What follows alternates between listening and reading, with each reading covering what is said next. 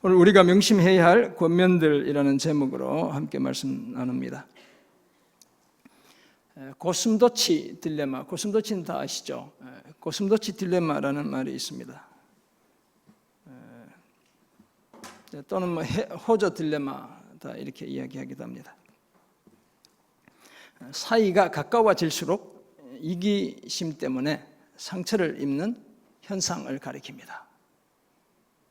쇼펜하우어의 책에 나오는 우화에서 시작되어 정신분석학자 프로이드가 본격적으로 이 용어를 사용하게 되었습니다. 그 우화의 내용을 보면 이런 거예요. 몹시도 추운 겨울 어느 날 서로의 온기를 느끼기 위해 몇 마리의 고슴도치들이 모여들기 시작했죠. 하지만 고슴도치들이 모일수록 그들의 바늘이 서로를 찌르기 시작했습니다. 얼마 가지 못해 서로 떨어져야만 했죠. 그렇지만 추위는 고슴도치들을 다시 모이게 했고 그리고 다시 떨어지는 일이 반복되었습니다. 수없이 모임과 헤어짐을 반복한 고슴도치들은 다른 고슴도치와 최소한의 간격을 두는 것이 최고의 수단이라는 사실을 깨닫게 되죠. 이처럼 사람들은 서로의 필요에 의해 같이 모이게 되지만 각자가 가진 가시들 때문에 상처를 입습니다. 마치 서로가 서로에게 인간 고슴도치와도 같죠. 나는 가시가 없다 이렇게 생각하는 분들은 제가 성경으로 증명해 보이겠습니다. 미가서 7장 4절을 보면 이렇게 되어 있어요. 그들의 가장 선한 자라도 가시 같고 가장 정직한 자라도 찔레 울타리보다 더하도다. 이게 지금 선지자를 통해 하나님의 백성들에게 지금 주시는 하나님의 말씀이에요. 가시 같고 찔레 울타리보다 더 찌르는 가시 같다 이런 얘기죠. 우리 서로가 서로에게 사람 고슴도치다 이렇게 볼 수 있죠. 그래서 서로 적당한 거리를 유지하기 위해 예의를 발견했고 이를 지키지 않으면 서로의 거리를 지키기 위해 거칠게 말하곤 했습니다. 내가 상대방에게 찔리니까. 이제 서로의 온기는 적당히 만족되었고 또한 서로의 가시에 찔릴 일도 없게 되었습니다. 하지만 남을 찌를 수도 없고 자신이 찔리기도 싫은 사람은 자기 혼자서만의 온기로 그 추운 겨울을 지나야만 했습니다. 지어낸 우화이지만 여러 생각을 하게 합니다. 우리가 성도로서 서로 간에 어떤 자세를 유지하며 살아야 하는지를 생각하게 만들죠. 우리도 가정과 교회에서 너무 가까이 지내면서 나의 가시로 상대방을 찌르고 나도 상대방의 가시에 찔려본 적이 한두 번이 아니죠. 여러분들은 안 그런지 모르지만 원수처럼 돌아서서 다시는 보지 않으리라 결심한 적도 여러 번 있죠. 불쑥불쑥 이런 가정생활 지속하기 어렵고 이런 교회 더 이상 다니고 싶지 않다 이런 생각을 하죠. 여러분들은 안 그러시죠? 저만 이렇게 착각하는 거죠. 그런 저와 여러분을 향해 오늘 본문 빌립보서 4장 2절에서 9절은 우리가 성도로 살아가며 반드시 명심하고 지켜야 할 권면들을 전하고 있습니다. 그래서 오늘 설교 제목이 우리가 명심해야 할 권면들입니다. 어떻게 하면 더불어 살며 아름다운 공동체를 이룰 수 있는지를 말씀합니다. 그리스도의 몸인 교회를 이룬 우리가 항상 잊지 말고 힘써야 할 삶의 모습이 어떤 것인지를 가르쳐주고 있습니다. 이런 내용을 전하는 오늘 본문을 통해 우리가 명심해야 할 권면들과 관련해 다음과 같은 몇 가지 사실을 생각해 보려 합니다. 첫째는 권면의 이유에 대해 함께 생각하겠습니다. 그리스도의 몸인 교회의 하나됨을 잘 지켜야 하기 때문이죠. 둘째는 권면의 내용을 살펴보려 합니다. 서로 돕고 같은 마음으로 서로 돕고 기뻐하고 관용하고 기도하고 선한 것을 생각하고 그것을 삶으로 행하는 것. 바로 이것이 권면의 내용이에요. 그리고 끝으로 권면을 따르게 되면 얻게 되는 결과, 그 결과는 평강의 하나님이 늘 함께 계시는 것이라고 말씀하고 있죠. 바울은 오늘 본문 이하 이제 편지가 이제 끝나가고 있어요. 빌립보서도 이제 거의 끝나갑니다. 편지를 마무리하고 있다 이렇게 볼 수 있죠. 그래서 꼭 당부하고 싶은 말을 본문에 담았습니다. 우리가 이제 옛날에 연애 편지 써보면 연애하신 분들 다 적고, 요즘은 뭐 손편지 이런 거 잘 안 쓰니까 PS 이렇게 별표 하나 치고 PS 그래도 사랑해 뭐 이렇게 빨리 보고 싶어 뭐 이렇게 이제 실컷 다 해놓고 또 이제 하나 더 꿈에도 못 잊을 거야 뭐 이렇게 이제 그래도 PS 꼭 뭐 하고 싶은 말, 사랑하는 감정을 더 표현하고 싶은 거죠. 오늘 바울이 그렇다고 생각해 볼 수 있습니다. 어떻게 보면 정말 사랑하고 사모하는 형제 자매들에게 이와 같이 주 안에 살아고 당부했죠. 그것이 구체적인 의미가 무엇인지를 말해주고 있어요.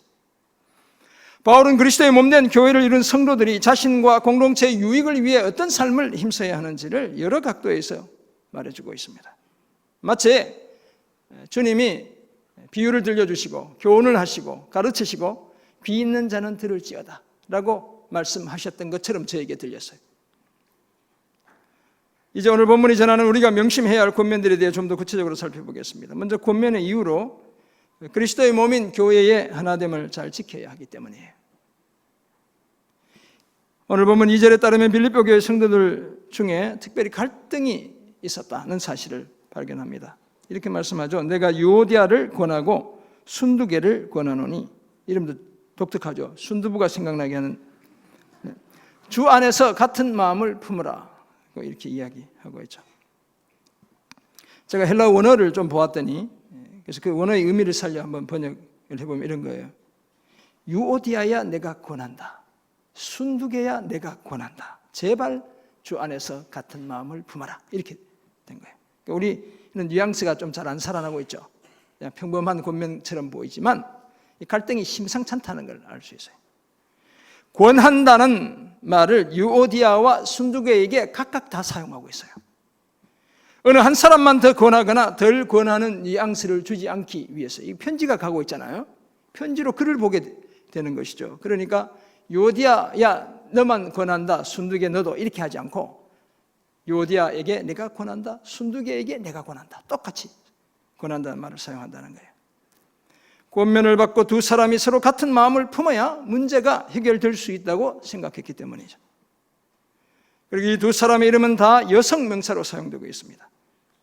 다 여자 성도들인 것이죠. 교회에서 충성스럽게 봉사하던 여성도들 사이에 갈등과 분열과 대립이 있었습니다.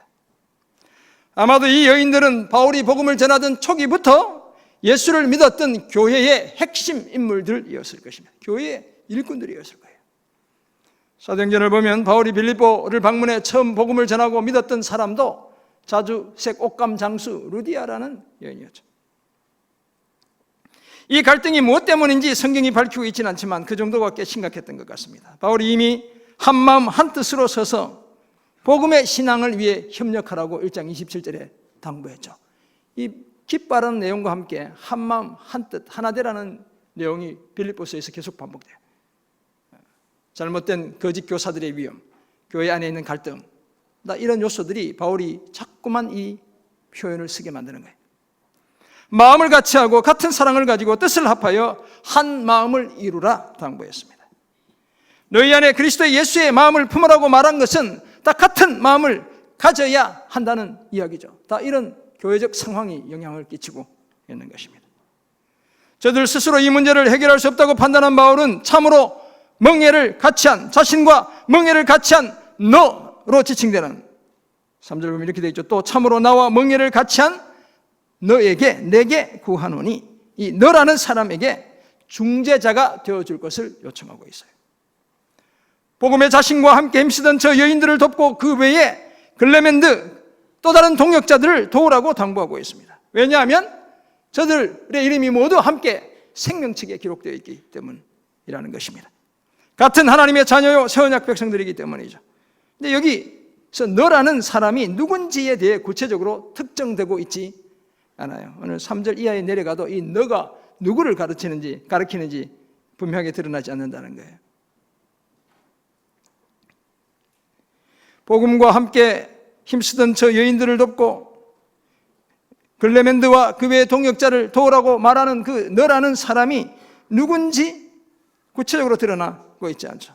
그래서 멍에를 같이 하다는 이 말이 헬라어로 보면 수주게라는 말이거든요. 그래서 이 수주게가 사람 이름일 것이다. 수주게 너에게 내가 부탁한다. 이렇게 이해하기도 해요. 또는 빌립보 교회 장로 중 한 명을 지칭한다고 보기도 합니다. 편지의 전달자인 에바브로디도를 가리키거나 이 오늘 빌립보서를 들고 가는 사람이 빌립보 출신의 로마로 왔던 에바브로디도라는 사람이거든요. 그 사람을 가리키거나 아니면 너라는 빌립보 교회 통칭해서 이야기한다. 이렇게 보기도 해요. 아무튼 첫 번째 권면이 서로 갈등하는 두 여성도 또는 여집사님, 요즘 같으면 여권사님들이 주 안에서 한 마음을 품으라고 말하고 있는 것입니다. 그리고 그렇게 되도록 도와주라고 당부했습니다. 그만큼 공동체의 하나됨이 중요했기 때문이었죠.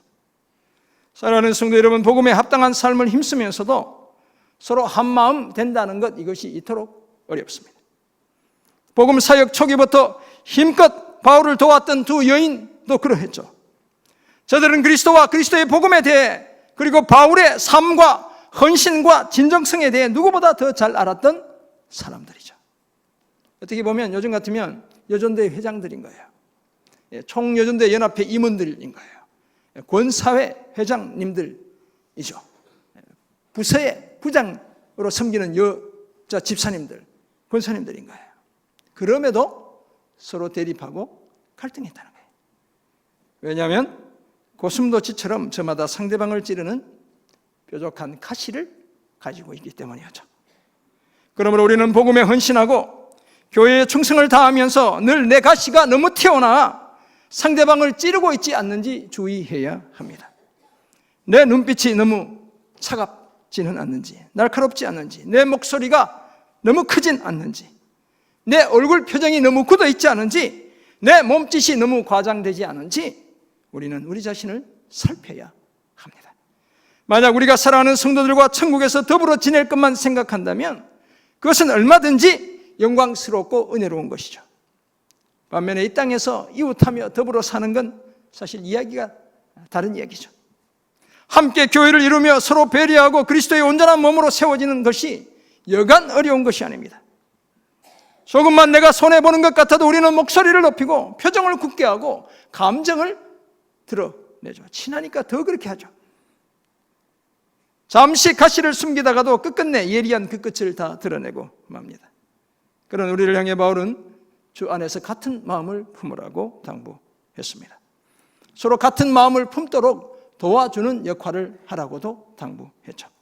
이 사실을 기억하고 주 안에서 늘 같은 마음을 품고 살아가는 저와 여러분 모두가 되시길 주님의 이름으로 축원합니다. 아멘.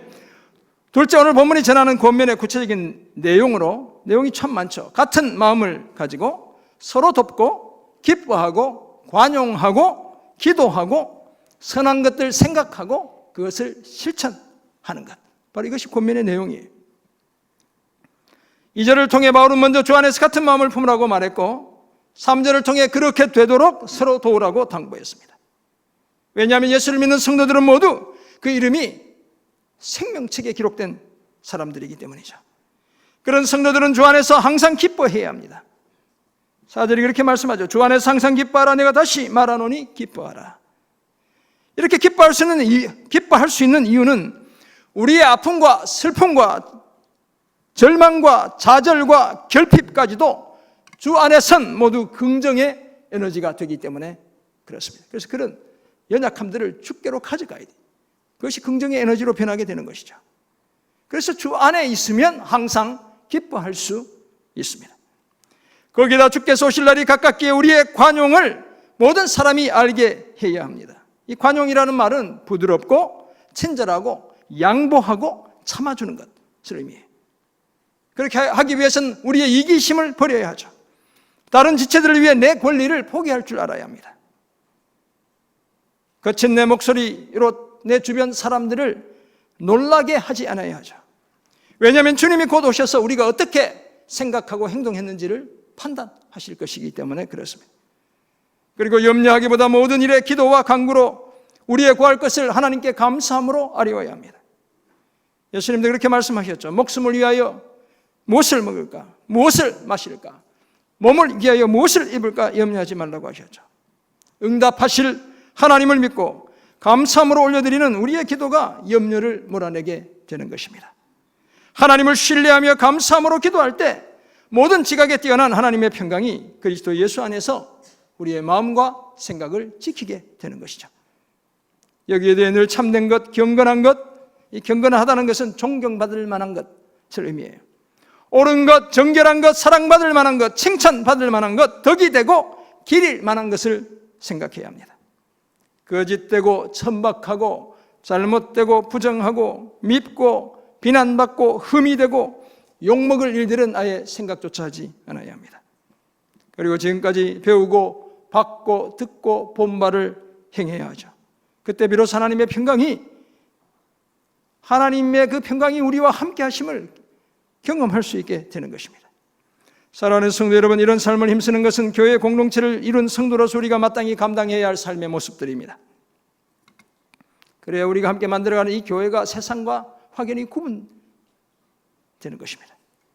자기 사랑과 연민으로 가득한 세상에서 교회를 교회답게, 성도를 성도답게 만들게 되는 것이죠. 복음에 합당한 생활, 그리스도 예수의 마음을 우리 안에 품는 생활, 두렵고 떨림으로 구원을 이루어가는 그 생활은 오늘 우리에게 주신 이 권면들을 명심하고 실천할 때 가능합니다. 그래서 우리는 늘 들을 귀를 열어두어야 합니다. 순종할 손과 발을 준비해야 하죠. 그저 소기의 경읽기가 되지 않게 해야 합니다. 듣고 순종하는 삶을 힘쓸 때 우리가 가진 마음과 몸의 가시들이 조금씩 부드럽게 변해가는 것입니다. 한없이 가까이 다가가도 다른 지체들을 찔러 상처나게 하지 않습니다. 오히려 더 부드러운 촉감을 느끼게 할 수 있게 되죠. 그런 날이 오기까지 하나 되고 도와주고 기뻐하고 관용하며 기도하고 선한 것 생각하고 행하라는 이 권면 귀 기울이고 배우고 받고 듣고 본 바를 실천하며 살아가는 우리 모두가 되길 주님의 이름으로 축원합니다. 아멘. 끝으로 오늘 본문이 말씀하는 권면을 듣고 실천할 때 얻게 되는 결과는 평강의 하나님이 늘 함께 하시는 것입니다. 오늘 본문 8절이 그렇게 말씀하고 있죠. 너희는 내게 배우고 받고 듣고 본 바를 행하라. 그리하면 평강의 하나님이 너희와 함께 계시리라. 사도 바울은 오늘 본문 8절 9절을 통해 자신의 권면을 특히 두 가지로 요약합니다. 하나는 생각하라, 하나는 행하라, 이렇게 요약할 수 있습니다. 바울은 먼저 이것들을 생각하라고 당부했죠. 생각하라는 말은 고려하고 평가하고 명심하라. 또 어떤 한글 성경은 골똘히 생각하라, 이렇게 번역했어요. 바로 그런 뜻이죠. 바울은 편지를 마무리하며 믿음의 형제 자매들이 무엇이든지 참되고 경건하고 옳고 순결하고 사랑스럽고 명예롭고 덕스럽고 칭찬할 만한 이 모든 것들을 생각하라 라고 당부하고 있죠. 명심하라 라고 당부하고 있습니다.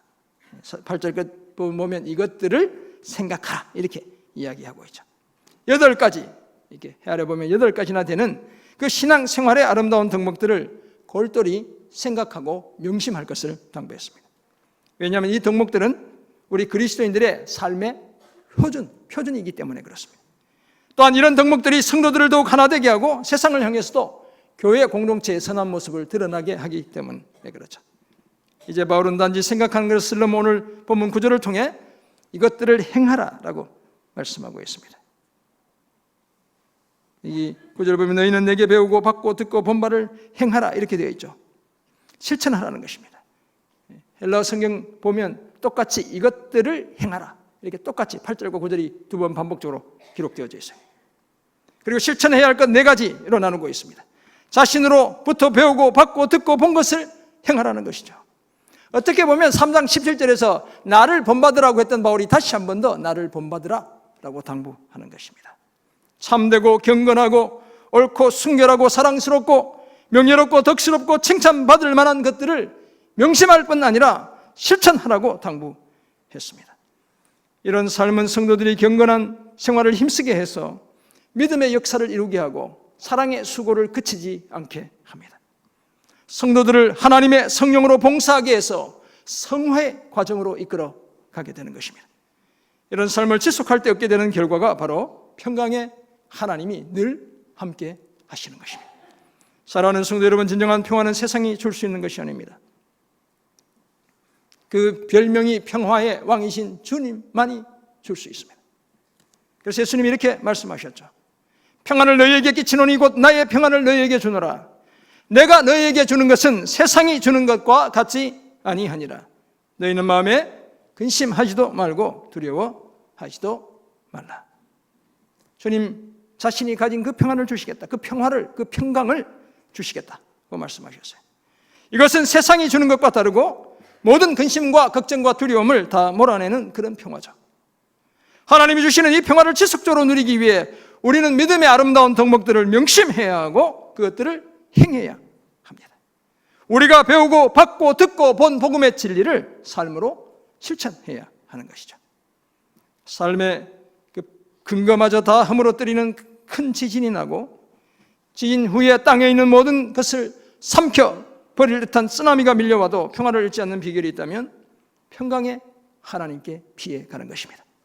그 하나님과 함께 있다면 우리는 어떤 인생의 위기가 닥쳐와도 평화를 빼앗기지 않습니다. 평강의 하나님의 품보다 더 안전한 곳은 없기 때문이죠. 그 품으로 피해갈 때 우리는 진정한 평화를 누릴 수 있습니다. 그런 평화를 주시는 평강의 하나님과 함께하는 비결이 오늘 바울이 전한 권면들을 생각하고 실천하는 것입니다. 같은 마음을 품고 서로 돕고 항상 기뻐하고 관용하고 기도하고 믿음의 선한 덕들을 명심하고 배우고 받고 듣고 본 바를 우리도 행하는 바로 이것이죠.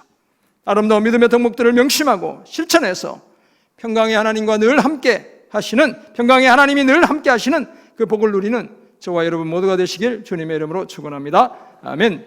그렇다면 이런 사실을 알게 된 우리는 이제 보다 구체적으로 어떻게 살아야 할까요? 첫째는 다른 사람의 입장에서 생각해야 합니다. 우리가 같은 마음을 품기 위해서 내 입장에만 계속 서 있으면 결코 같은 마음이 품어지지 않죠. 좀 어려운 말로 역지사지하는 자세가 필요해요. 비록 한 분 하나님을 모시고 한 주 예수 그리스도를 믿고 한 성령 하나님께 이끌린 삶을 살지만 우리는 서로 다른 마음을 품을 때가 너무너무 많아요. 30년을 살아온 저희 아내와 저도 마음과 생각이 다를 때가 많은데 교회 공동체를 이룬 우리 오죽하겠어요.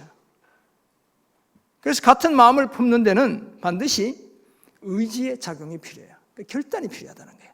하나 되기 위한 나의 그 헌신이 필요하죠. 그 의지의 작용이 다름 아니라 내가 그 사람의 입장에 서 보는 것입니다. 상대방의 입장이나 처지에서 먼저 생각해보고 이해해주는 역지사지의 자세가 필요합니다. 그러나 이것도 우리의 생각만 가지고 잘 되지 않죠. 의지라는 것도 그래서 작심삼일 나오는 거예요. 우리는 본성적으로 나부터 생각하는 이기적인 사람들이죠. 상대방을 배려하는 척 하다가도 뭔가 조금만 이렇게 자존심 상하는 일이 생기면 발끈해가지고 나 중심으로 쉽게 돌아서는 사람들이 저와 여러분이에요. 그래서 기억해야 할 한 가지가 주 안에서라는 단어예요. 주님 안에서 같은 마음을 품는 것입니다. 우리의 처지를 완전히 이해하시기 위해 창조주이신 예수님이 비천한 인간이 되셨다는 그 사실을 기억하는 것이에요. 그 사랑 때문에 오늘 우리가 이렇게 천국과 영생을 보장받고 살고 있다는 그 은혜를 기억하는 것입니다. 그런 우리를 성령께서 하나 되게 해주셨다는 사실도 함께 기억해야 합니다. 그래야 우리는 조금씩 더 같은 마음을 품을 수 있습니다. 주 안에서 의지를 보이고 성령의 인도하심이 어우러져야 지속적으로 역지사지하며 같은 마음을 품어 나갈 수 있습니다. 이런 사실을 기억하고 같은 마음 품기 위한 노력을 멈추지 않는 그런 저와 여러분 모두가 되시길 간절히 소원합니다. 아멘. 두 번째, 염려하지 않기 위해 기도해야 합니다. 오늘 보면 6절, 7절은 우리가 너무나 즐겨 외우는 성경 구절이죠. 다들 좋아하시는 성경 구절이에요. 그렇지만 가만히 생각해 보면 통상 아무것도 염려하지 않는데 기도하는 경우는 많지 않습니다. 네. 대부분 염려하고 근심하고 걱정하기 때문에 기도하죠. 그래서 새벽기도 안 오던 분들이 갑자기 새벽에 나타나면 담임 목사는 걱정하죠. 저 집안에 무슨 일이 있나? 우환이 있나? 네. 뭐 어려운 일들이 있나? 네. 그래서 걱정한다고 해서 기도 안 나오시면 안 되고 그래도 나와야 되는데 우리가 그렇다는 거예요. 조금 힘든 일, 자녀들에게 어려운 일, 남편에게 사업에, 내 몸에, 그러면 이제 기도하잖아요. 우리는 그런 모습으로 살아가요. 거룩하고 경건한 분들은 일이 형통하고 한없이 기쁘고 행복해도 기도하시겠지만 저 같은 보통 믿음의 사람들은 힘들면 더 기도하죠. 아들이 아프니까 막 기도 안 하던 특별 새벽 기도도 하고 막 젊을 때도 다 그렇게 했단 말이에요. 힘드니까. 오늘 본문 6절은 아무것도 염려하지 말고 모든 일에 기도와 간구로 감사함으로 너희 구할 것을 하나님께 아뢰라 이렇게 말씀하죠. 그렇게 할 수 있는 비결이 뭐겠어요? 우리는 사실 걱정하고 염려하면 기도하잖아요. 근데 할 수 있는 비결이 뭐예요? 염려하지 않을 수 있는 비결, 믿음의 문제인 거예요. 주님을 얼마나 신뢰하는가의 문제인 것입니다. 응답하실 것을 확신하고 미리 감사함으로 기도와 간구를 드리기 때문에 염려하지 않는 거예요. 그렇다면 우리는 염려하지 않기 위해 뭘 해야 돼요?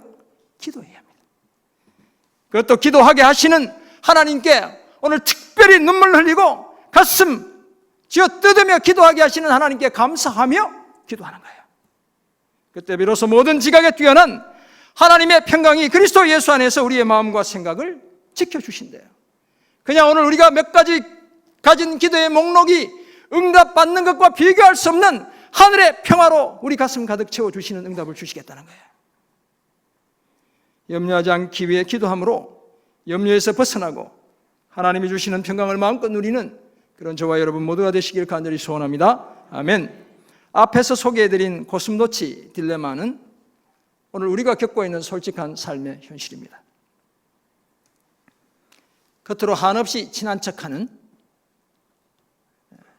팔짱도 끼고 보기만 하면 웃어주고 한없이 친한 척하는 우리가 사실은 서로에게 때로는 가까이 하기엔 너무 먼 당신인 거예요.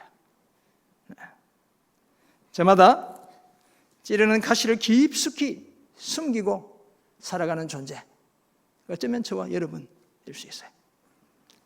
제가 대학생 시절, 저는 이게 그때 나왔는지도 몰랐는데 어제 사역자들이랑 얘기하다 찾아보니까 1985년에 나왔더라고요. 이광조라는 가수가 부른 노래가 있습니다. 가까이 하기엔 너무 먼 당신. 설교 준비할 때 생각이 나서 찾아봤어요. 제가. 가사가 이래요. 제가 오늘 다 노래를 부르면 장로님들이 저보고 교회에서 나가라고 할 수 있기 때문에 일단 가사만 간단하게 소개하고 중간에 흥을 한번 넣어보도록 하겠습니다. 아, 당신은 누구시길래? 이 벌써 노래하는 분이 있어요, 마음으로. 내 마음 깊은 곳에 외로움 심으셨나요? 그냥 스쳐 지나갈 바람이라면 모르는 타인들처럼 아무 말 말고 가세요. 잊으려 하면 할수록 그리움이 더욱 더 하겠지만, 그 다음에 뭐예요? 가까이 하기엔 다들 경건하셔가지고 80년대 이게 유행가는 별로 안 부르셨구나. 가까이 하기엔 너무 먼 당신을 난 잊을 테요. 이런 가사예요. 제가 이 가사의 의미를 생각하면서 두 가지 상반된 의미가 있다, 이런 결론을 내렸습니다. 첫째는 문맥 그대로 가까이 하기에 너무 먼 당신 그냥 잊어버리겠다는 거예요. 그냥 너까지 거 내 기억 속에서 그냥 싹 지워버리겠다, 뭐 이런 의미가 있을 수 있다, 이렇게 생각이 되어서요. 뭐 그렇게 생각되는 분들 계시죠? 니깔 거. 네. 둘째는 그냥 이렇게 멀리하며 살 수는 없다는 거예요. 그 반대죠, 완전 반대. 노래의 가사와는 달리 그냥 스쳐갈 바람이고 싶지 않다는 거예요.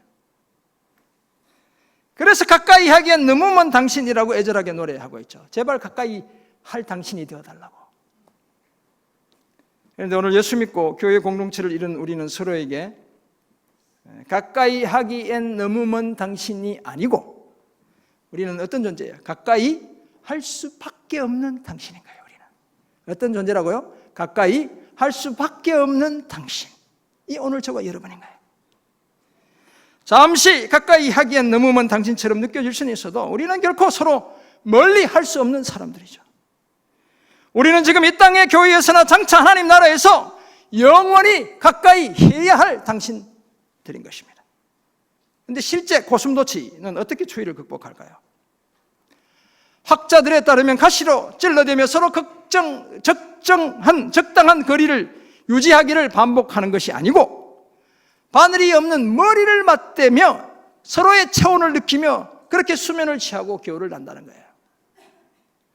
오늘 우리도 마찬가지여야 할 줄 믿습니다. 서로를 향한 뾰족한 바늘은 거두고 따뜻한 가슴을 맞대어 영적 겨울을 지나야 합니다. 서로 얼굴과 얼굴을 비비며 영적 혹한의 시간도 이겨내야 할 줄 믿습니다. 사랑하는 성도 여러분, 우리는 오늘 본문을 통해 바울이 여러 권면을 하는 이유와 권면의 내용과 그 권면을 따를 때 얻게 되는 결과가 무엇인지를 살펴보았습니다. 그 이유는 우리는 주 안에서 늘 같은 마음을 품어야 하기 때문입니다. 그 권면의 내용은 같은 마음으로 서로 돕고 항상 기뻐하고 관용하고 기도하고 선한 믿음의 덕목들을 생각하고 실천하라는 것이죠. 그렇게 될 때 평강의 하나님이 우리와 늘 함께 하심을 우리의 피부로도 느낄 수 있게 되는 것입니다. 이 사실을 기억하고 역지사지함으로 서로 같은 마음 품고 기도함으로 염려하지 않고 하나님 주시는 진정한 평화를 마음껏 누리며 살아가는 저와 여러분 모두가 되시길 주님의 이름으로 축원합니다. 아멘.